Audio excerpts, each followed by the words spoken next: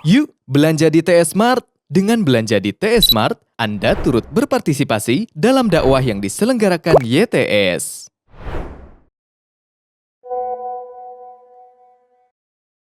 Bismillahirrahmanirrahim. Assalamualaikum warahmatullahi wabarakatuh. Alhamdulillahilladzi anzala as-sakinata fi qulubil mu'minin liyazdadu imanan ma'a imanihim. Walillahi junudus samawati wal ard wa kana Allahu aliman hakima. Wa ashhadu an la ilaha illallah wahdahu la syarika lah إقرارا به وتوحيدا وأشهد أن محمدا عبده ورسوله صلى الله عليه وعلى آله وأصحابه وسلم تسليما مزيدا وبعد. Alhamdulillah, kembali kita berjumpa untuk melanjutkan bahasan tentang jenis tilawah Al-Quran yang kedua, yaitu tilawah hukmiyah. Tilawah pertama, tilawah lafziyah. Tilawah lafziyah, bacaan berupa melafazkan huruf-huruf bacaan-bacaan Al-Quran secara lisan. Tilawah kedua, tilawah hukmiyah, yaitu membenarkan, mempercayai, meyakini seluruh informasi yang ada dalam Al-Quran, baik zaman baheula ataupun zaman yang akan datang, termasuk penjelasan informasi tentang akhirat, surga, neraka, alam mahsyar, alam kubur, dan seterusnya. Dan melaksanakan semua isi perintahnya, menjauhi semua larangan-larangannya. Ya, itu adalah tilawah hukmiyah, dan itulah maksud atau tujuan pokok diturunkannya Al-Quran, yaitu untuk diaplikasikan, untuk diamalkan. Ya. Kemarin kita sudah terangkan beberapa akibat apabila orang mengabaikan Al-Quran ini. Di akhiratnya dia dibangkitkan dalam keadaan buta, tuli, dan bisu. Dan berjalan di atas wajahnya dan bukan lagi berjalan dengan kedua kakinya. Di alam kuburnya orang itu akan disiksa sampai hari kiamat, dan itu yang disebut dengan siksa kubur atau azab kubur, dalam bentuk seperti yang diterangkan dalam hadis kemarin.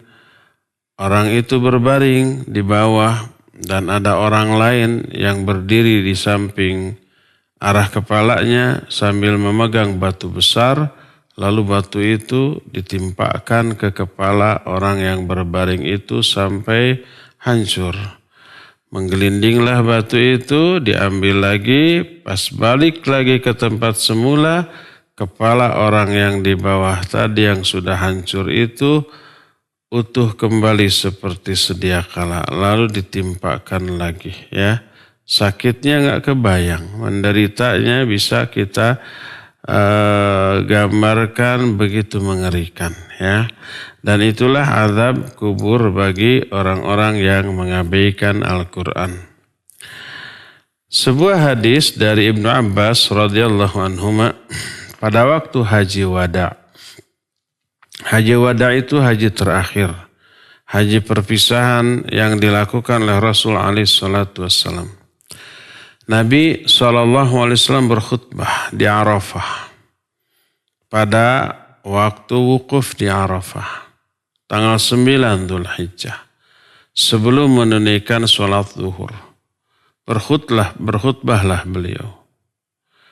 Nah, salah satu isi khutbahnya beliau menyatakan, inna syaitan qad ya'isa ayyubada fi ardikum walakin radiya ayyuta'a fima siwa dhalik mimma tuhaqiruna min a'malikum fahdharu. Inni taraktu fikum ma in tamassaktum bihi lan tadhillu abada kitab Allah wa sunnata nabiyih. Kata Nabi SAW, sesungguhnya setan telah putus asa untuk disembah di negeri kalian ini. Perbuatan syirik tidak akan ada lagi saat itu. semua sumber-sumber lahirnya perbuatan syirik sudah diratakan. Berhala-berhala yang dahulu begitu dikultuskan, begitu disakralkan di Mekah, di Madinah atau di tempat lain, sudah tidak ada lagi. Patung, Lata, Uzza, Manat, Hubal, dan yang lain-lainnya sudah dihancurkan sehancur-hancurnya. Tak akan ada lagi perbuatan syirik. Setan pun tidak akan lagi disembah-sembah oleh orang. Setan itu putus asa karena tauhid yang begitu tertanam dengan kuat dalam dada kaum muslimin. Makanya mereka putus asa untuk disembah. Kata Nabi SAW, sesungguhnya setan sudah putus asa untuk disembah di negeri kalian ini. Walakin, akan tapi, radhiya ayyuta'a fi masiwa dhalik. Dia masih suka, masih senang, masih ridho kalau dia ini, si setan ini ditaati dalam perkara di luar syirik. Perkara-perkara lain. Dalam hadis lain, walakin setan itu tidak putus asa dari tafrish bainakum. Tafrish itu menimbulkan persengketaan, pertengkaran, perkelahiran di antara kalian. Dihasut orang untuk bertengkar dengan sesamanya. Itu bukan perbuatan kufur atau syirik. Pelakunya tidak musyrik, tidak kafir, tetapi ahlul kabair. Ahlul kabair itu dosa-dosa besar. Nah, dalam hadis ini dikatakan walakin radhiya ayyuta'a fi masiwa dhalik, tapi syaitan ridho kalau dia ditaati dalam perkara selain itu, selain syirik, mimma tuhaqiruna min a'malikum fahdharu, dari amal-amal buruk yang kalian anggap enteng, yang kalian anggap kecil, maka hati-hati. Jangan menganggap kecil sebuah perbuatan dosa. Karena menganggap kecil, karena perbuatan dosa ciri munafik, ciri fasik. Sudah kita terangkan seorang mukmin itu melihat dosa-dosanya itu bagaikan melihat ada sebuah gunung besar, gunung batu di atasnya dan dia takut kalau gunung itu runtuh kemudian menimpa dirinya, pejet. Tegang, selalu takut kalau itu runtuh menimpa dirinya. Seperti itu seorang mukmin terhadap dosa-dosanya. Tidak menganggap enteng, tidak menganggap ringan. Adapun orang fasik atau munafik melihat dosa-dosanya itu ibarat ada lalat yang menclok di hidungnya kemudian dia usir begitu saja. Udah enteng, seenteng itu, seringan itu, sekecil itu gangguan kelalat kepada kita. Seenteng itu pula orang fasik, orang munafik memandang dosa-dosanya. Sehingga tidak takut lagi mengulang, ya. Tidak takut lagi terjerumus kembali karena ya dianggap enteng. Dan ini salah satu keberhasilan syaitan laknatullahi alaih di dalam menggoda manusia selain syirik. Syaitan sudah tidak lagi berharap orang-orang muslim itu terjerumus ke dalam syirik karena tauhidnya yang sangat kuat, tapi menganggap enteng terhadap dosa.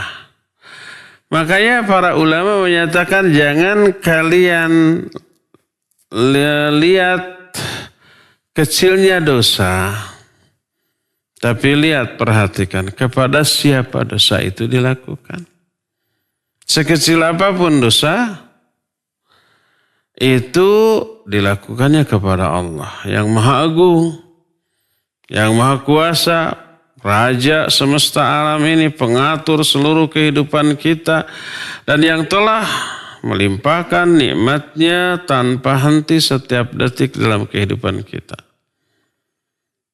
Nah, yang zat yang sebaik itu yang didurhakai. Kepada itu tuh kita berdosa sekecil apapun. Itu yang pertama, jangan anggap kecilnya dosa. Dan jangan melihat kecilnya dosa, tapi lihat kepada siapa kamu berdosa itu. Kepada Allah, penguasa semesta alam. Kedua, sekecil-kecil dosa akan dibalas. فَمَنْ يَعْمَلْ مِثْقَالَ ذَرَّةٍ خَيْرًا يَرَهُ وَمَنْ يَعْمَلْ مِثْقَالَ ذَرَّةٍ شَرًّا يَرَهُ. Sekecil apapun dosa, walaupun sekecil debu, akan dibalas. Dan seenteng-enteng azab di akhirat, di neraka, kata orang Sunda, tepira, padahal pira. Cuma dikasih sepasang sendal yang terbuat dari api neraka. Begitu dipakai, ubun-ubunnya langsung bergejolak, mendidih di dalam neraka. Waliyadzubillah. Dan itu seenteng-enteng dosa, seenteng-enteng azab. Tapi dia melihat itulah sedahsyat-dahsyat siksa di neraka. Padahal seenteng-entengnya. Bayangkan kalau yang lebih dahsyat daripada itu. Dari sinilah sekecil apapun dosa karena akan dibalas, melihat dahsyatnya azab untuk dosa terkecil, begitu mengerikan. Jangan anggap enteng. Menganggap enteng terhadap dosa dan kesalahan yang kecil itu jebakan setan. Nabi SAW menyatakan, walakin radhiya ayyuta'a fi masih wa dhalik bimma tuhakhiruna min a'malikum. Fahdharu. Setan suka, setan senang, setan ridho kalau dia ditaati di luar masalah syirik, berupa kalian menganggap enteng, menganggap remeh amal-amal kalian. Hati-hati. Yang dimaksud kalian menganggap enteng, menganggap kecil terhadap amal-amal kalian, dua, baik amal baik ataupun amal buruk. Kalau amal baik, itu mah enteng, kecil, pahalanya lah, nggak perlu. Tidak dilakukan. Itu mah pahala kecil atau. Saya ingin ya amalan yang pahalanya gede-gede gitu. Akhirnya ditinggalkan. Jangan kamu anggap enteng kebaikan walaupun hanya sedikit. La tahtaqiruna minal ma'rufi syai'a. Jangan kamu anggap enteng. Walaupun kebaikan yang kamu anggap enteng itu berupa memasang wajah yang ramah ketika berjumpa dengan saudaramu. Jangan anggap enteng. Ya. Bahkan umpah kata Nabi SAW, walaupun bersedekah dengan bisyikil tamar, dengan sepotong atau separuh dari buah kurma. Satu kurma dibagi dua. Setengahnya sedekahkan. Jangan kamu anggap enteng. Karena apa? Karena itu amalan kecil yang dilakukan dengan ikhlas, itu bisa pahalanya jauh lebih gede daripada amalan gede tetapi kadar keikhlasannya kurang. Jadi yang baik jangan dianggap enteng kemudian diabaikan. Yang buruk jangan dianggap enteng lalu dilakukan. Ini mah dosanya kecil, nggak apa-apa. Dengan istighfar sekali juga kehapus. Dengan sholat sekali juga kehapus. Jangan anggap enteng. Karena itu adalah jebakan setan, laknatullahi alaih. Fahdharu, hati-hati kata Nabi SAW. Waspada, jangan sampai seperti itu. Inni taraktu fikum ma in tamassaktum bihi falan tadillu abada. Aku telah tinggalkan bagi kalian sesuatu yang apabila kalian berpegang teguh kepada apa yang aku tinggalkan tadi, kalian tidak akan selamat, tidak akan sesat selama-lamanya. Kedua hal tadi adalah kitab Allah dan sunnah Rasul. Nah, ini dikatakan setelah mengatakan bahwa setan itu tidak putus asa untuk ditaati dalam perkara-perkara yang kalian anggap enteng. Ini menunjukkan agar kita tidak menganggap enteng terhadap amalan, pegang teguhlah Al-Quran dan As-Sunnah. Hadis ini diriwayatkan oleh Imam Ahmad di dalam kitab Musnadnya dari Abu Hurairah radhiyallahu an. Juga diriwayatkan oleh Imam Al-Hakim, kata Imam Al-Hakim sahihul isnad. Hadis ini sanadnya sahih. Ada hadis lain yang sanadnya dhaif. Tapi isinya ditunjang oleh hadis-hadis lain yang senada, termasuk hadis yang barusan. Makanya walaupun sanadnya dhaif, terangkat menjadi hasan li ghairihi dan dibawakan oleh para ulama. Di antara Syekh Al-Utsaimin dalam kitab Majalis Syekh Ramadan ini. Bahwa seorang sahabat Amr bin Shu'aib dari bapaknya, dari kakeknya. Dia berkata, telah berkata Rasul sallallahu alaihi wasallam, yumathalul Qur'an yaumal qiyamah rajulan fayu'ta birrajul qad hamalahu fakhalafa amrahu fayumathalu lahu khasman fayaqulu ya rabbi hamlatuhu iyaya fabi'sal hamil ta'adda hududi wa dhayya'a fara'idhi wa rakiba ma'siyati wa taraka ta'ati فما يزال يقذف عليه بالحجج حتى يقال شأنك به فيأخذه بيده فما يرسله حتى يكبه على منخره في النار والعياذ بالله. Kata Rasul sallallahu alaihi wasallam, Al-Qur'an pada hari kiamat akan menjelma menjadi seseorang. Apakah maknanya hadis ini menjelaskan Al-Quran adalah makhluk? Karena nanti akan menjelma menjadi seseorang. Tentu saja tidak begitu. Karena ini akan bertolak belakang dengan banyak nas ayat dan hadis yang sahih bahwa Quran bukan makhluk. Karena berbahaya mengatakan Quran itu makhluk. Imam Syafi'i, Imam Ahmad menyatakan man qala anna al-Qur'ana makhluk faqad kafar. Siapa yang berkata bahwa Quran itu makhluk, dia telah kufur. Sehebat itu? Iya. Sebahaya itu? Iya. Bukankah memang Quran itu makhluk karena manusia yang bikin, dicetak? Itu mah bukan Quran tapi mushafnya. Mushafnya mah iya makhluk. Al-Quran ini diucapkan oleh lisan, dipelihara dalam dada, ditulis dalam mushaf. Lisannya yang mengucapkan, dada yang menjaganya, dan mushaf tempat menuliskannya. Iya, itu makhluk.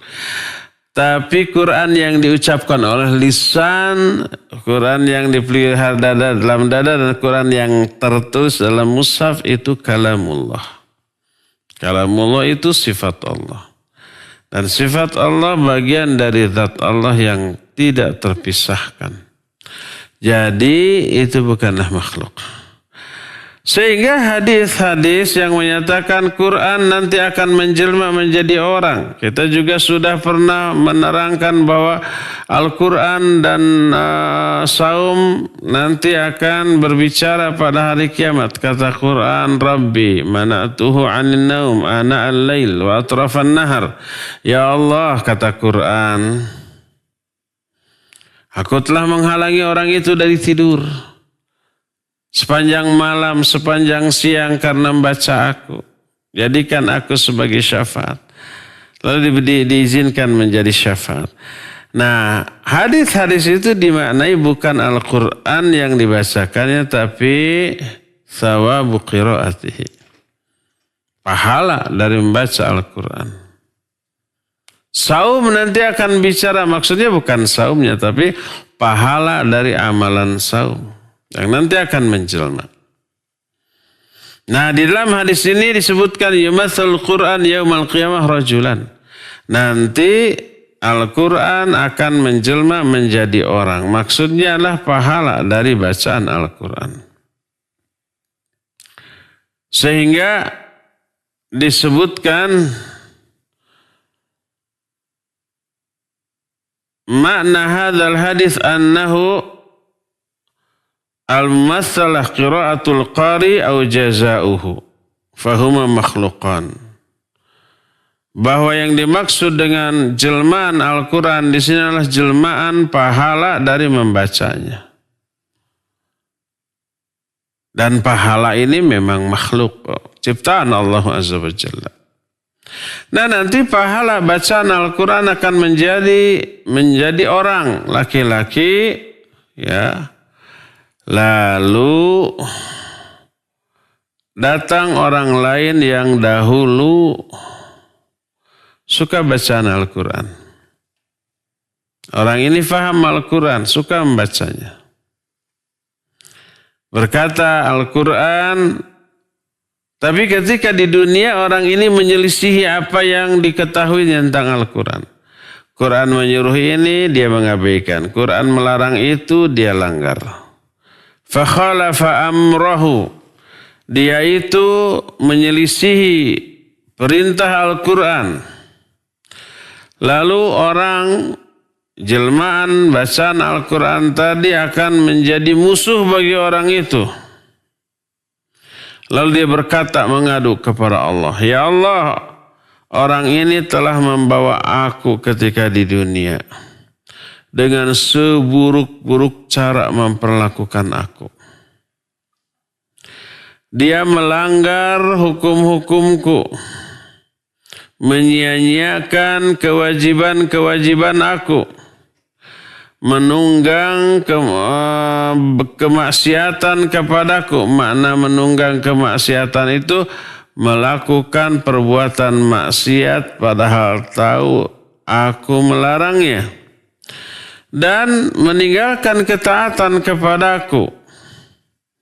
Terus orang yang menjadi jelmaan bacaan Al-Quran itu terus menuduh dia dengan berbagai macam tuduhan yang buruk. Karena buruknya orang itu dalam memperlakukan Al-Quran ketika hidup di dunia. Sampai dikatakan sya'nuka bihi, oh begitu toh keadaanmu dulu ketika di dunia, buruk dalam memperlakukan Al-Quran. Fayakhudhuhu biyadih, lalu orang yang menjadi jelmaan bacaan Al-Quran itu memegang orang ini kemudian tidak dilepas sampai dia dibolak-balikan pada tenggorokannya di atas neraka. Dan ini menunjukkan penjelasan tentang sanksi azab dari mengabaikan Al-Quranul Karim. Berdasarkan hal itulah maka dalam hadis sahih Muslim diterima dari Abu Malik Al-Ash'ari radhiyallahu an, Nabi alaihi salatu wasallam bersabda, Al-Qur'anu hujjatun laka wa alaik. Al-Quran itu hujjah yang menyelamatkanmu atau hujjah yang mencelakakan kamu. Kamu akan selamat dengan Al-Quran bila kamu memperlakukan Al-Quran dengan sebaik-baik perlakuan. Berupa dipelajari, difahami, dibaca, dihafalkan, diamalkan, diajarkan, didakwahkan, dibela mati-matian. Sebaik-baik perlakuan terhadap Al-Quran. Pertama tentu saja dibaca. Kedua, dipelajari, difahami maknanya ya. Ketiga, setelah faham diyakini kebenarannya.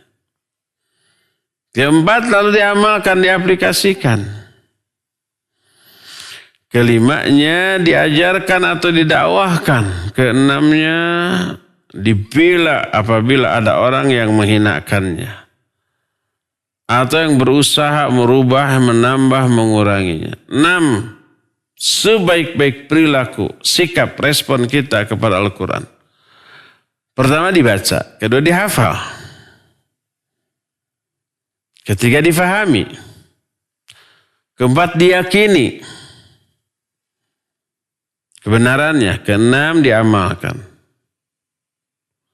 Ketujuh diajarkan atau didakwahkan. Ketujuh. Ketujuhnya dibela apabila ada orang yang menghinakannya atau merubahnya. itu sebaik-baik perlakuan kepada Al-Quran, maka Al-Quran akan hujjatun lak, hujjah bagi keselamatanmu. Pembela yang menyelamatkan kamu. Au alaik, atau sebaliknya Al-Quran ini kalau diabaikan dia akan mencelakakan kamu. Cuek, tidak dipelajari, tidak dibaca, membacanya juga nggak bisa dan cuek, merasa tenang, tentram, nggak geresah, nggak takut, hidup sebagai seorang Muslim tanpa bisa membaca Al-Quran, tidak belajar. Itu seburuk-buruk perlakuan terhadap Al-Quran, otomatis kalau tidak baca, tidak mempelajari, tidak memahami, bagaimana dia bisa mengamalkan? Faham aja enggak. Bagaimana dia bisa faham? Mempelajarinya aja enggak. Membacanya juga enggak.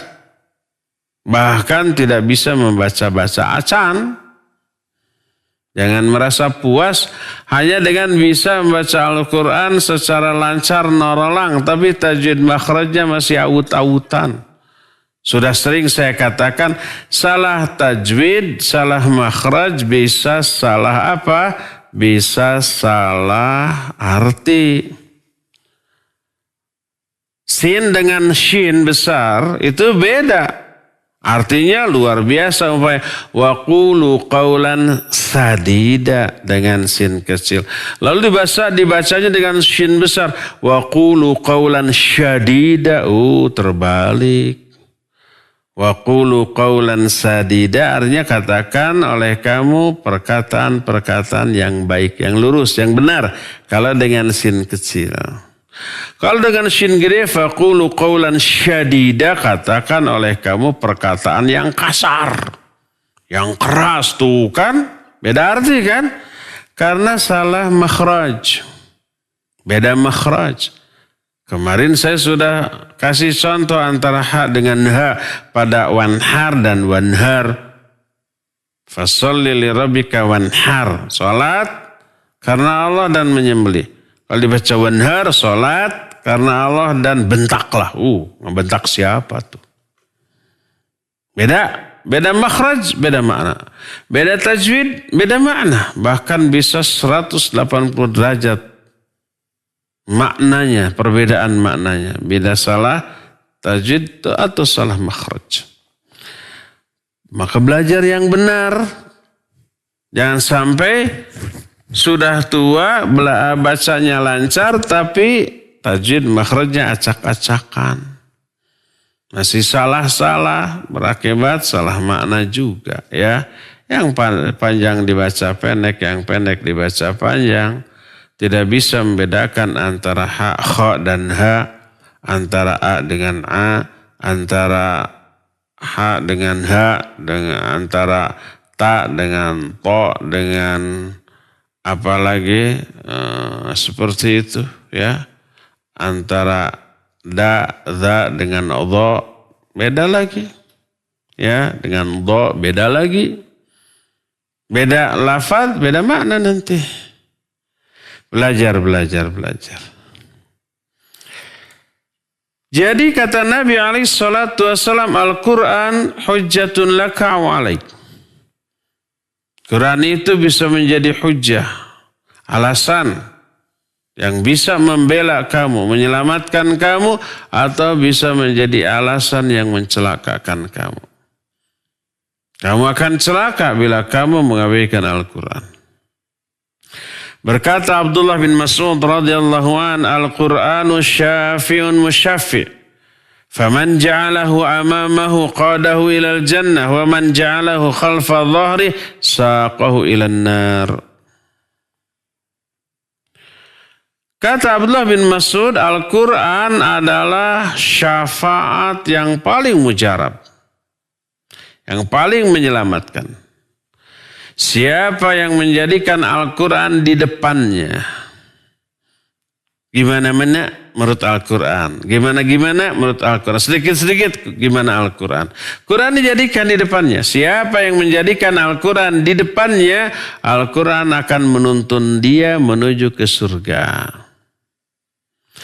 Tapi wa man ja'alahu khalfa dhahri, siapa yang menjadikan Al-Quran di belakang punggungnya, Al-Quran itu belakangan, yang depan itu otak kita, akal kita. Saqahu ilan nar, maka akan menjerumuskan orang itu ke dalam neraka. Dah batal itu semua amal-amal baiknya, sudah sering saya ungkapkan ya. Al-Hujurat ayat 1 dan ayat 2. Ya ayyuhalladzina amanu la tuqaddimu baina yadayillahi wa rasuli attaqullah innallaha samiun alim. Hai orang-orang yang beriman, jangan kalian mendahului Allah dan Rasulnya. Maksudnya mendahului Al-Quran dan As-Sunnah, mendahulukan otaknya, pendapatnya, ro'yunya daripada Quran Sunnah. Quran Sunnah di belakang. Gimana otak kita? Otak kita menjadi hakim terhadap Al-Quran dan As-Sunnah. Gak boleh. Di ayat yang keduanya, wa antahbatu amalukum wa antum la tashurun. Nanti batal loh, terhapus amal-amal kamu tanpa kamu sadari. Pahala-pahala kebaikan dari amal baik yang kita pernah lakukan terhapus karena sikap tersebut. Sebagian ulama menyatakan bahwa ini bukan ucapan Abdullah bin Mas'ud tapi marfu kepada Nabi SAW. Ini ucapan Nabi SAW. Berdasarkan hal itulah maka jaga Al-Quran sebelum kesempatan dan kemampuan untuk itu hilang. Jaga hukum-hukumnya.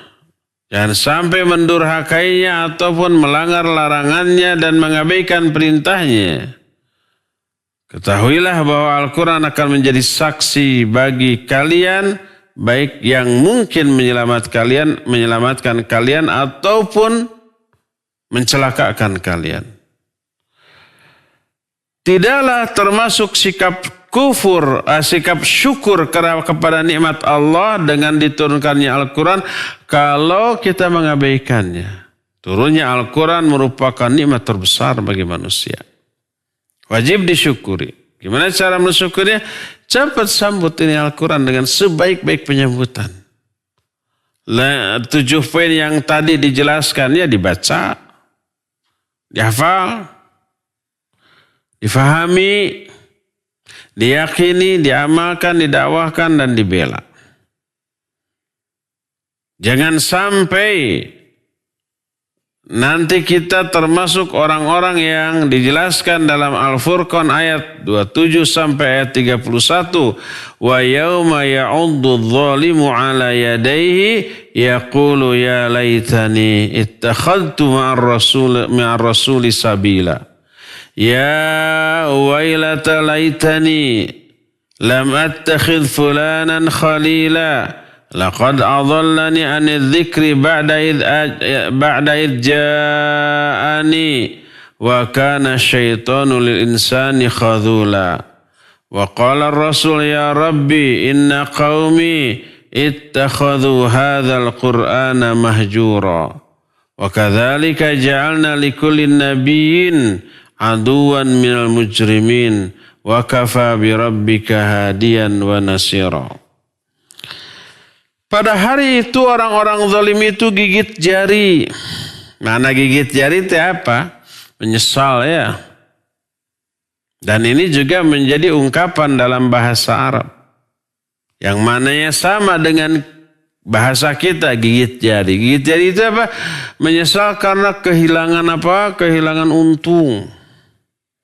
Yang harusnya beruntung, sukses, tapi ternyata luput karena kelalaian kita. Akhirnya gigit jari. Celaka, tidak untung, rugi, akhirnya gigit jari. Menyesal. Pada hari itu, pada hari kiamat orang zalim gigit jari. Sambil berkata, aduh celaka aku. Kenapa aku tidak mengambil jalan Rasul? Celaka aku, kenapa aku sudah mengambil si fulan sebagai sahabat? Dia telah menyesatkan aku dari Al-Quran ini setelah Al-Quran ini datang kepadaku. Dan setan itu kepada manusia amat sangat menyesatkan. Berkatalah Rasul yang diutus, ya Allah, kaumku telah mengambil Al-Quran ini dengan cara ditinggalkan. Al-Quran dipunggungi, Al-Quran ditentang. Apa kata Allah? Demikianlah kami jadikan bagi setiap nabi musuh dari kalangan orang-orang durhaka. Dan cukuplah kami sebagai pemberi petunjuk dan juga penolong. Inilah penjelasan yang menerangkan ruginya orang-orang yang mengabaikan Al-Quranul Karim. Berarti dia tidak melaksanakan tilawah hukmiyah kepada Al-Quran ini, ya. Ya, penjelasan kita tentang hari ini tentang tilawah hukmiyah ini cukup sampai di sini. Insyaallah kita akan lanjut dengan bagaimana adab-adab terbaik ketika membaca Al-Quran. Kita lanjut besok ya. Untuk sekarang cukup sampai di sini aja dulu. Dan kita masih punya sisa waktu untuk bertanya jawab kepada Pak Muzain. Dipersilakan untuk memandu tanya jawab dengan pendengar dan pemirsa. Wa sallallahu ala nabiyina Muhammadin wa ala alihi wa ashabihi wasallam. Silakan. Syukron Ustaz atas kajian yang disampaikan. Ilmu yang sangat bermanfaat bagi kita semua. Dan untuk selanjutnya kita akan buka sesi tanya jawab. Kami persilakan kepada antum semua, para pendengar juga pemirsa. Bisa bertanya langsung kepada Ustadz melalui telepon di nomor 022-8686-2637 atau melalui pesan singkat di nomor 081122714776. Baik, sudah ada penelpon yang masuk, kita angkat. Halo. Ya, Assalamualaikum. Waalaikumsalam warahmatullahi wabarakatuh. Dari siapa di mana Ibu? Ya, dari Bu Isi Lilin. Ya, silakan Bu Is. Ini Pak Ustadz mau nanya tentang doa malam Lailatul Qadar itu yang dari Aisyah. Allahumma innaka afuwun tuhibbul afwa fa'fu anni. Itu bisa dibaca dari sejak awal Ramadan? Iya. Itu aja Bu. Ya, itu saja. Ya. Warahmatullahi wabarakatuh. Waalaikumsalam warahmatullahi wabarakatuh. Iya. Boleh Bu Is dari sekarang. Dari awal Ramadan baca doa Allahumma innaka afuun tuhibbul afwa fa'fu anni, ya. Ya Allah, sungguhnya Engkau Maha Pemaaf, mencintai maaf, maka maafkan aku. Boleh dari sekarang, dari kemarin, dari awal Ramadan, ya. Dan itu tidak hanya dibaca pada malam Lailatul Qadar saja, tapi di malam Lailatul Qadar itu lebih sering dan lebih banyak untuk kita ungkapkan, ya. Wallahu a'lam. Silakan. Ya, syukran Ustaz atas jawabannya. Kita kembali angkat penelpon. Halo. Halo. Halo, Assalamualaikum. Waalaikumsalam. Dari siapa di mana Ibu? Dari Nita di Serang. Di Serang. Ya, Nita. Ya, silakan. Ya. Ustadz mau nanya. Assalamualaikum warahmatullahi wabarakatuh. Waalaikumsalam warahmatullahi wabarakatuh. Ustadz, gini, kalau untuk surat Al-Kahfi, baca surat Al-Kahfi misalkan kita dengernya murotal gitu. Terus tapi sambil mengikuti apa pahalanya sama gitu dengan baca biasa di hari Jumat. Terus satu lagi, lupa satu lagi, udah itu aja Ustadz. Barakallahu fiik. Assalamualaikum warahmatullahi wabarakatuh. Wa fiik barakallahu. Waalaikumsalam warahmatullahi wabarakatuh. Nanti sebelum nanya catat, ya. Jadi baca catatan biar tidak lupa. Sebab kalau sudah lupa suka nggak inget ya. Pertanyaannya surah Al-Kahfi masih inget lah. Surah Al-Kahfi gimana pertanyaannya? Mengikuti murotal. Oh, iya. Apa pahalanya sama? Iya, ini juga pertanyaan Pak Alam Syah kemarin yang saya salah paham terhadap pertanyaannya. Tapi agak siangnya beliau telepon lagi. Di dalam hadis itu disebutkan man qara'a surat Al-Kahfi yaumal jumu'ah. Siapa orang yang membaca surah Al-Kahfi? Bukan man istama'a qira'ata surat Al-Kahfi. Siapa yang mendengar bacaan surah Al-Kahfi. Tidak begitu, tapi man qara'a. Siapa yang membaca. Jadi membaca, bukan menyimak, bukan mendengarkan. Dan yang namanya membaca ada gerakan lisan, gerakan bibir. Bukan membaca itu amalan lisan dan bukan amalan hati. Tapi ketika membaca, hati mengikuti, menghayati. Tapi itu menjadi amalan pokok bagi lisan kita. Maka siapa orang yang sekedar menyimak, maka berarti dia beramal dengan hati bukan dengan lisan. Ya. Oleh karena itu yang dimaksud dengan man qara'a surat al-kahfi yaumal jum'ah, siapa yang membaca, maknanya betul-betul membaca dengan ada gerakan lisan. Apakah pengorbanan dari membaca dan menyimak itu sama? Beda. Kalau membaca lebih lelah, mengeluarkan energi yang lebih banyak ya. Jadi dibaca langsung bukan hanya mendengar dan menyimak. Wallahu a'lam. Nah, syukran Ustaz atas jawabannya. Kita ke WhatsApp dulu. Ada pertanyaan. Assalamualaikum. Assalamualaikum. Ada fulan yang dahulu sering melakukan zina bergonta-ganti pasangan. Lalu sekarang ingin bertaubat. Taubat yang sudah dilakukan adalah meminta ampun dosa kepada Allah Subhanahu wa taala, rajin ibadah dan kebaikan lain. Tapi karena zina itu berkaitan dengan orang lain, apakah ada keharusan untuk meminta maaf dengan orang-orang terkait? Dan bagaimana cara menghapus dosa besar zina, Ustaz? Kalau hukum Islam berlaku, satu-satunya cara dirajam. Baru itu terhapus ya. Mau mati mau tidak terhapus. Tapi rajam mati. Tapi kalau lajang dengan bujang dicambuk 100 kali. Tapi belum tentu mati. Wazaniyatu wazani fajlidu kulla wahidi minhuma mi'ata jaldah. Pezina wanita dan pezina laki hendaklah cambuk kedua-duanya 100 kali ya. Itu baru menghapus. Apakah mati? Belum tentu mati. Mungkin saja mati. Yang jantungnya lemah baru lihat pecutnya langsung mati. Mungkin saja. Nah, tapi sekarang ini tidak mungkin dilaksanakan hukum rajam atau cambuk. Kalau ada sekarang di Indonesia, orang berzina kemudian ingin tobat, lapor ke polisi, saya sudah zina.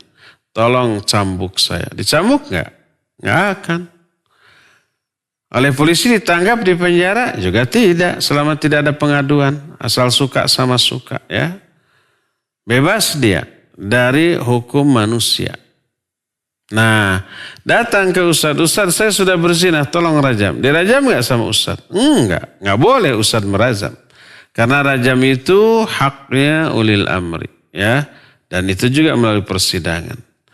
Oleh karena itu tidak bisa ini dilaksanakan di negeri yang tidak melakukan hukum Islam. Nah sekarang di Indonesia atau negara lain yang tidak melakukan hukum Islam, kemudian sudah berzina, gonta-ganti pasangan, kemudian dia bertobat. Apa yang harus dia lakukan? Berhenti dari perbuatan itu. Kedua, menyesal. Takut terhadap azab. Ketiga, bertekad tidak mengulang kembali. Apakah harus minta maaf? Minta maaf ke siapa? Mungkin pasangan berzinahnya juga tidak merasa dizolimi gitu ya. Malah senang saja umpamanya karena dapat uang umpamanya. Ya. Nah maka tidak perlu meminta maaf. Tapi harus disesali dan tekad untuk tidak mengulang kembali. Nah lalu perbanyak ibadah. Betul, perbanyak ibadah. Terus setelah itu juga selain perbanyak ibadah, tinggalkan dosa-dosa lain. Maka insya Allah dosanya itu diampuni. Bahkan kata Syekh Al-Utsaimin rahmatullahi alaih, andai berlaku hukum rajam, lalu seorang berzina dan mau taubat, apakah harus datang ke hakim minta dirajam? Beliau menyatakan tergantung. Apabila dia yakin taubatnya itu, dia tidak akan terjerumus sekali-kali lagi. Dia tahu dirinya itu siapa dan yakin tidak akan terjerumus lagi, maka taubatlah sendiri. Jangan diberitahukan kepada siapapun, termasuk orang-orang terdekat kita. Nggak boleh, ya. Lalu taubatlah dan jauhi sejauh-jauhnya. Lingkungannya dijauhi yang tadinya buruk, ya. Berpindah kepada lingkungan yang baik. Itu kalau dia yakin bahwa dia akan berhenti total. Walaupun hukum rajam berlaku.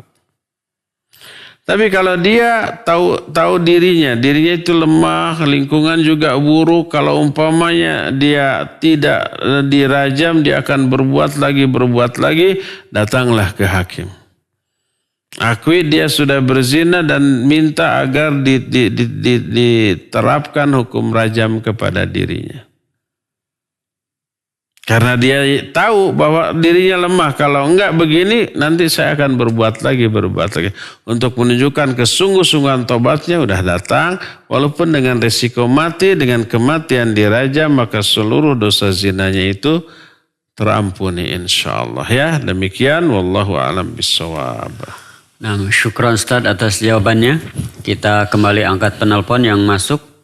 Halo. Assalamualaikum warahmatullahi wabarakatuh. Waalaikumsalam warahmatullahi. Dari siapa di mana Bapak? Dari Pak Syarif di Cimahi Pak Ustaz. Ya. Pak Syarifuddin ya, silakan. Iya. Yang ingin saya tanyakan Pak, ketika kita melaksanakan sholat, apakah ada surat-surat tertentu yang antara surat ini pasangan dengan surat ini bagus dibaca gitu Pak Ustaz? Jadi antara salah misalnya At-Takasur sama wal asri atau ayat-ayat yang lain Pak yang mempunyai keutamaan jika dipasangkan gitu Pak. Adakah surat seperti itu Pak di dalam kita melaksanakan salat? Itu aja Pak Ustaz. Assalamualaikum warahmatullahi wabarakatuh. Waalaikumsalam warahmatullahi wabarakatuh. Ya barakallahu fiik Pak Syarifuddin di Cimahi. Salat tidak ada pasangan-pasangan surat seperti itu.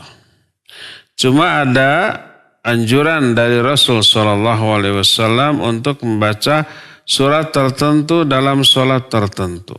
Seperti Nabi SAW ketika sholat Jumat atau sholat Id, beliau hanya membaca mungkin yang pertama surah Al-A'la dengan surah Al-Ghasyiyah, atau yang kedua mungkin surah Qaf sama surah Al-Qamar. Hanya itu, tapi yang kedua ini terlalu panjang. Bisa batuk-batuk makmum ketika Jumatan membaca dua surat ini. Ya. Nah, adapun makanya yang banyak dibacalah surah Al-A'la dengan surah Al-Ghasyiyah. Itu yang sering dilakukan oleh Rasul SAW. Dua-duanya sahih, mau ini mau itu boleh. Tapi tidak berarti wajib itu. Boleh membaca yang lain-lain. Tapi itulah yang utama. Ya. Atau yang kedua sholat sunnat. Sholat sunnat dianjurkan untuk membaca Al-Kafirun di rakaat pertama dan Al-Ikhlas Qul huwallahu ahad di rakaat yang kedua. Ya. Nah, adapun selain itu tidak ada keterangan bahwa surat itu berpasangan dengan surat ini, surat itu dengan surat ini. Cuma ada anjuran dari para ulama, hendaklah membaca surat di dalam Al-Quran pertama. Bahwa rakaat pertama lebih panjang daripada rakaat kedua. Kedua, diupayakan urutannya itu sesuai dengan urutan yang tertulis dalam mushaf Al-Quran. Jangan yang akhir dulu baru rakaat kedua yang awal. Tapi upayakan yang awal dulu baru rakaat kedua yang lebih akhir. Tidak harus bersambungan. Tidak harus berturut-turut, tetapi urutannya itu yang awal, surah yang ada di awal, dibaca di rakaat pertama dan rakaat kedua membaca surah yang akhir. Ini pun hanya keutamaan, tidak wajib. Siapa yang tidak begitu dosa atau siapa yang tidak begitu tidak sah. Enggak demikian. Karena Nabi SAW pun pernah membaca surat dalam satu rakaat, 3 surat, tapi tidak berurutan. Rakaat pertama baca surah Al-Baqarah, An-Nisa, lalu Ali Imran. Padahal urutan yang sebenarnya apa dalam mushaf? Al-Baqarah dulu, Ali Imran dulu, baru An-Nisa. Al-Baqarah surah kedua, Ali Imran surah ketiga, An-Nisa surah keempat. Tapi Nabi SAW ketika sholat tahajud, urutannya dibalik. Al-Baqarah dulu, lalu An-Nisa, lalu Ali Imran. Ini menunjukkan kebolehan. Ya. Jadi demikian tidak ada pasangan-pasangan surah ini dengan surah itu. Yang ada adalah anjuran membaca surah-surah tertentu di sholat-sholat tertentu dan anjuran untuk membaca surah surah yang lebih panjang di rakaat pertama, lebih pendek rakaat kedua, dan urutannya dari awal baru yang lebih akhir ya. Wallahu a'lam. Syukran Ustaz atas jawabannya. Kita angkat penelpon kembali. Halo. Assalamualaikum warahmatullahi wabarakatuh. Waalaikumsalam warahmatullahi wabarakatuh. Dari siapa di mana Bapak? Dengan Ahmad di Raja Wali. Silakan Pak Ahmad. Ustaz, kalau misalkan kita pada saat ini PSBB gitu, masih kerja karena di perusahaan makanan minuman, untuk sholat fardunya kan kalau tidak memungkinkan di tempat yang lain karena disediakan musola gitu. Kalau misalkan berjamaahnya diatur 1 meter apa berjamaahnya atau gimana Ustaz? Terima kasih. Assalamualaikum warahmatullahi wabarakatuh. Waalaikumsalam warahmatullahi wabarakatuh. Ya. Social distancing dalam sholat. Jadi softnya semeter ya. Ini dilakukan juga di Masjidil Haram ya. Saya dapat videonya, saya dapat fotonya. Entah benar entah tidak, wallahu a'lam bishawab. Pertama, kalau memang seperti Masjidil Haram bisa. Kenapa?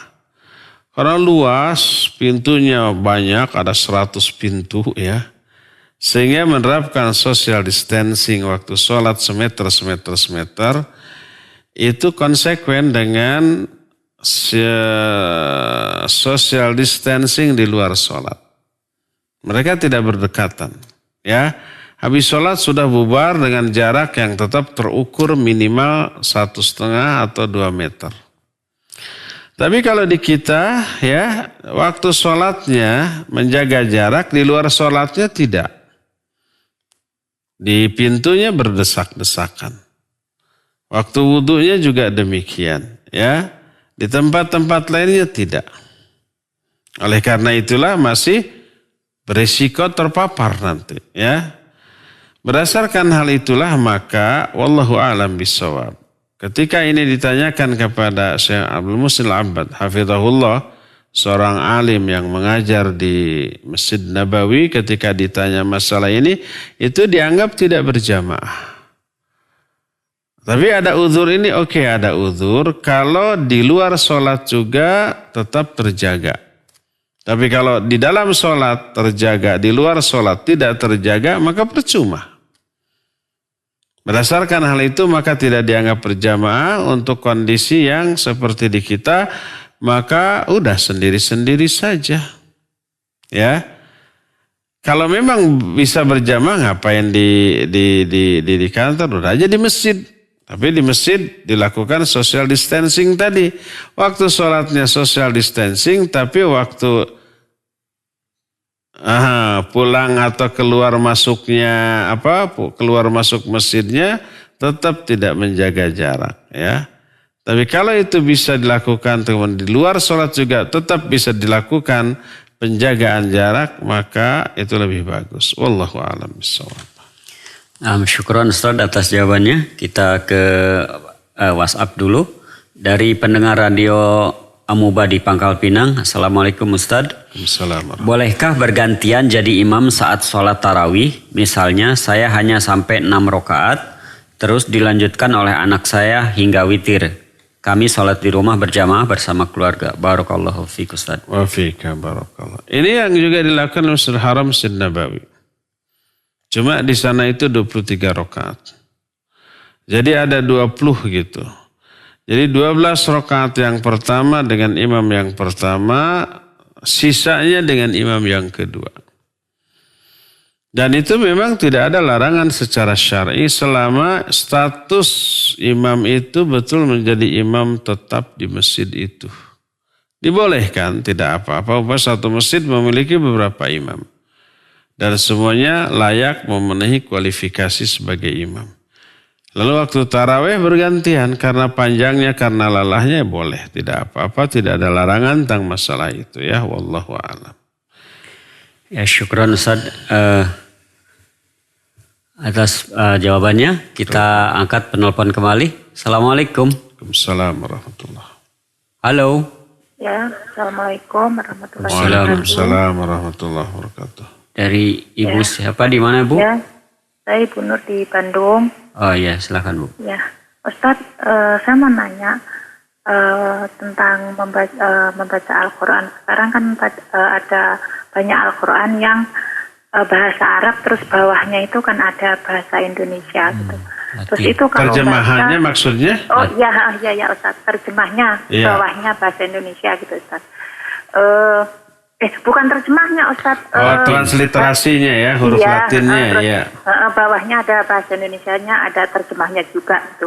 Terus kalau membaca kadang-kadang juga bahasa Arabnya, tapi kadang-kadang kalau susah membaca yang bahasa Indonesianya itu gimana Ustadz? Boleh? Yang huruf Latinnya gitu? Iya, yang huruf Latinnya Ustadz. Nah, kalau misalkan masih belajar gitu, nanti kalau membaca Arabnya susah, bahasa Arabnya susah, nanti membaca bahasa Latinnya gitu Ustadz. Gimana hukumnya Ustadz? Ya itu aja. Iya. Assalamualaikum warahmatullahi wabarakatuh. Waalaikumsalam warahmatullahi. Ya, Bu Nur ya di Cibuntu, barakallahu fik. Tidak boleh membaca Al-Quran dari transliterasi kepada huruf Latin. Tidak membaca dari huruf Latinnya. Ya, tidak boleh. Karena apa? Karena makhrajnya akan jauh berbeda, kemudian tajwidnya juga berbeda. Ya. Nah, kalau mau belajar jangan dari transliterasi itu, tapi ke orang, ke ustadz. Ingat, belajar tajwid dan makhraj, tahsin, itu harus dengan guru, dan si mulut dan lidah si murid itu dilihat oleh si guru. Murid juga melihat ke guru. Bagaimana cara mengucapkan huruf-huruf tertentu. Bagaimana posisi lidah, bagaimana posisi bibir, bagaimana posisi gigi. Dari mana itu suara dikeluarkan. Nah, seperti itu. Ya dilihat agar benar. Agar tidak keliru, tidak salah. Ya, sebab amat sangat mungkin bunyi yang keluar sama tapi makhraj berbeda. Sangat mungkin. Ya, oleh karena itulah maka belajar harus ke guru langsung. Kalau dari tulisan huruf Latin akan jauh berbeda. Maka kalau mau belajar sekali jangan dari transliterasi. Kecuali kalau sementara gurunya kita nggak ada, kita sedang baca Al-Quran, ini ada bacaan yang susah dibaca, lihat transliterasi. Untuk sementara begitu boleh, nggak apa-apa ya. Tapi ada tapinya. Bergurulah ke orang. Dan orangnya adalah orang yang memang layak untuk mengajar. Ya, dia sudah pernah belajar tajwid dan makhraj dari ahlinya. Ya. Seperti itu Bu Nur, wallahu a'lam bishawab. Silakan lagi. Syukran Ustadz atas jawabannya. Kita angkat penelpon kembali. Halo. Halo. Ya. Silakan Pak, di mana? Assalamualaikum. Waalaikumsalam warahmatullahi. Pak Sati bin Abdurrahman. Ya, Dari Cijaura, Bandung. Cijaura, Pak Syafiq Cijaura ya. Girang, Bandung ya. Ya. Mengenai sholat di Masjidil Haram, saya perhatikan Ustaz ya, karena kebetulan saya pasang antena parabola dari Roja itu ya. Jadi saya bisa mengikuti itu. Sekarang itu 11 rakaat Ustaz. Jadi 5 kali 2 yang terakhir witirnya begitu Ustaz. Dan yang saya lihat itunya Ustaz imamnya dan sekitarnya itu nggak pakai masker itu saya lihat ya. Tidak pakai apa pakai? Tidak pakai masker. Tidak pakai. Iya. Terus yang terakhir di pelataran sawah ya, itu berdempetan, tidak terlalu jauh gitu ya, 1 meter enggak itu. Hanya antara depan dan belakangnya itu agak panjang gitu, mungkin ada 1 meter lebih begitu ya. Yang saya lihat di televisi itu. Jadi sekarang tuh 11 rakaat tuh, Ustaz. 17 rakaat. Ya, 11 rakaat ya. 11 apa 17? 11. 11 rakaat. Iya, iya. Nah, terus itu jaraknya seperti itu, dan di sekitar di belakang imam itu tidak pakai masker. Saya juga heran kenapa begitu ya. Di Arab Saudi begitu ya. Terima kasih Ustaz. Assalamualaikum ini informasi. Waalaikumsalam warahmatullahi wabarakatuh. Iya, terima kasih Pak Syarif. Siapa tadi kurang jelas? Iya. Pak Abdurrahman lah belakangnya. Iya, terima kasih ya atas informasinya ya. Lihat di TV. Coba lihat sekarang mungkin masih enggak. Nah, waktu sahur coba setel nanti ya. Saya juga belum melihat. Coba nanti sahur dilihat insya Allah. Informasinya safnya yang agak jauh. Tapi jarak antar saf yang agak jauh, tapi jarak antar jamaah agak ini ya, agak dekat. Yang di belakang imam rapat. Terus yang tidak rapat di mana? Yang agak jauh di mana? Agak di. Oh iya. Jadi memang yang di atas. Iya, yang kalau memang di jauh dari imam begitu ya. Biasanya jamaah masing-masing saja gitu. Tapi kalau di belakang imam rapat. Jadi sekarang itu begitu. Iya. Kalau foto yang 1 meter yang iraha yang kapan itu? Yang sekarang tapi itu bukan di belakang imam, agak di yang ada di atas gitu di tempat yang lain. Ya terima kasih atas informasinya. Adapun yang mungkin yang sekarang ya, katanya sekarang setelah 1 bulan di lockdown dinyatakan steril. Orang-orang yang di sana juga hanyalah petugas-petugas yang sekitar sana yang sudah dinyatakan semuanya negatif. Itu yang diperbolehkan memasuki Masjidil Haram. Kalau semuanya negatif gitu, tempatnya juga sudah steril sebab dikosongkan selama 1 bulan gitu, maka mereka berinisiatif kemudian mengadakan kembali sholat. Adapun yang 11 rakaat ya mungkin karena kondisi sekarang, tapi yang dulu adalah 23 rakaat. Kalau 23 rakaat dulu saya bukan kata orang, tapi beberapa kali pernah mengalaminya 23 rakaat bersama imam dengan 2 imam. Sebenarnya di Mekah dan di Madinah umumnya masjid 11 rakaat. Kecuali Masjidil Haram, Masjid Nabawi itu 23 untuk tahun-tahun yang lalu ya.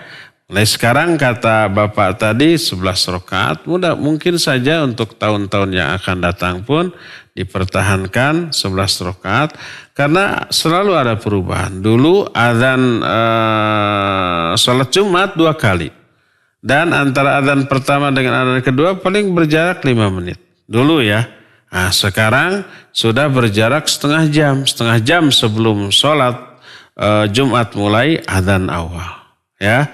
Terus nanti setelah pas waktu zuhur tiba baru adzan yang kedua untuk sholat Jumat ya. Mungkin nanti akan diberlakukan lebih awal lagi, jam 10 umpamanya. Dan mungkin saya bukan di masjid tapi di pasar-pasar. Tapi mungkin saja di masjid sebab Masjidil Haram itu semekah mungkin kedengaran adzannya ya. Dan itu lebih efisien, lebih efektif dibanding adzan di pasar-pasar, di mal-mal gitu. Karena apa? Karena itu sudah mencakup seluruh kota Mekah terdengar adzan dari Masjidil Haram ya.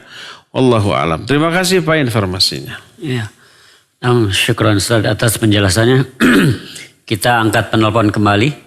Halo. Halo Bapak Ibu. Halo, Assalamualaikum. Ya, waalaikumsalam. Dari Ibu siapa di mana Bu? Saya dari Umu Padel dari Cipatat. Ya silakan. Ya, Pak Ustadz, saya kan menikah udah hampir 17 tahun. Tapi saya baru tahu 2 tahun ini kalau mertua saya itu suka kemasukan roh-roh yang katanya kakeknya apa uyutnya gitu. Dan suami saya tuh sangat percaya sama omongan-omongan mertua saya itu. Nah, pertanyaan saya, semenjak saya udah tahu, saya jadi nggak respect sama mertua saya. Dan saya suka ingin minta cerai ke suami saya dengan alasan yang lain-lain. Tapi saya nggak kasih tahu kalau alasannya itu, ya karena itu. Gimana ya Pak Ustadz ya? Tolong pencerahannya. Iya. Karena saya takut mengganggu tauhid saya. Dan saya bingung, karena saya udah nggak punya bapak yang harus saya ceritakan ke siapa gitu. Iya. Makasih Pak Ustadz. Ya, Assalamualaikum warahmatullahi wabarakatuh. warahmatullahi wabarakatuh. Iya. Ummu Fadil di Cilacap Cipatat, barakallahu fiik. Cipatat sampai kita? Capai. Iya, tidak ada roh jahat yang merasuki orang yang masih hidup. Semua orang yang sudah mati ruhnya di alam kubur nggak bisa keluar. Tidak ada roh yang bisa keluar dari alam kubur. Ya, kalau dia orang soleh, dia dapat nikmat kubur di sana, nikmat bahagia, ngapain ke dunia? Ribet urusan di dunia mah ya. Tapi kalau umpamanya dia orang yang durhaka lalu dapat azab kubur, ya nggak bisa kabur. Kalau bisa kabur mah tuh udah aja semua orang kafir. Semua orang durhaka bakal kalah labur dari alam kubur. Ngapain di alam kubur diazab ya? Jadi intinya tidak bisa ruh yang sudah mati, yang masuk alam kubur, kemudian keluar, kemudian bisa nyurup ke orang yang masih hidup, nggak bisa. Tapi kok benar ada orang yang kesurupan lalu ngaku-ngaku orang yang sudah mati. Nah, ini kita jangan ketipu, itu setan dari kalangan bangsa jin. Bukan benar-benar roh orang yang sudah mati. Seperti mertua ibu yang menanya tadi, itu kakeknya nyurup. Bohong, bukan kakeknya, itu jin. Ya, bongkar saja. Jangan ngaku-ngaku kakek saya, kamu setan dari kalangan bangsa jin gitu. Kakek saya sudah masuk ke alam kubur, nggak bisa lagi untuk keluar ke alam dunia ini. Ya, bongkar saja, dibacakan ayat ya. Nanti dia akan kepanasan dan bisa keluar karena hal tersebut ya. Jadi yang pertama itu bukan roh orang yang sudah mati nyurup lagi ke yang hidup. Walaupun ngaku-ngakunya begitu, suaranya mirip, nada bicaranya mirip, mungkin jin korinnya. Orang mati jin korinnya masih hidup. Karena jin korin itu terus mengikuti dia sejak lahir sampai meninggal, maka semua kebiasaannya pasti hafal ya. Kebiasaan orang itu pasti ditiru sehari-hari. Jadi hafal suaranya, ya, nada bicaranya. Kalau berjalan rigignya juga mirip gitu. Nah seperti itu. Itu adalah setan dari kalangan bangsa jin. Maka jangan dipercaya omongannya. Ya, itu untuk menyesatkan manusia. Itu yang pertama. Kedua, boleh nggak minta cerai karena alasan itu?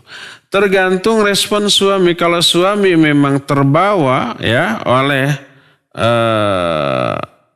kondisi seperti itu ya, mempercayai kemudian mengikuti semua saran-saran dari jin yang nyurup itu ya, nyiapkan susugi ini susugi dan masuk ke dalam kategori syirik ya, ingatkan, dakwahi ya. Kalau umpah kita tidak mampu mendakwahinya, yuk bawa ke seorang ustadz untuk konsultasi, minta penjelasan tentang masalah itu. Kalau kekeh, ngeyel dengan keyakinan udah diberi penjelasan begini, penjelasan begitu, kekeh begitu, akhirnya dia tetap bergelimang dalam perbuatan syiriknya, maka itu bisa menjadi alasan untuk khulu. Kalau itu gugat cerai.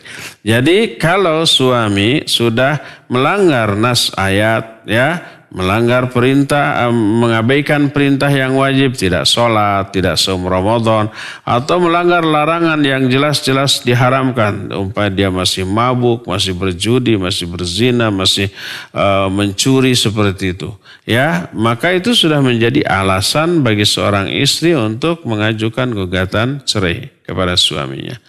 Tapi kalau kerusakan itu bisa diperbaiki, perbaiki dahulu. Itu lebih bagus daripada membuangnya ya. Wallahu alam.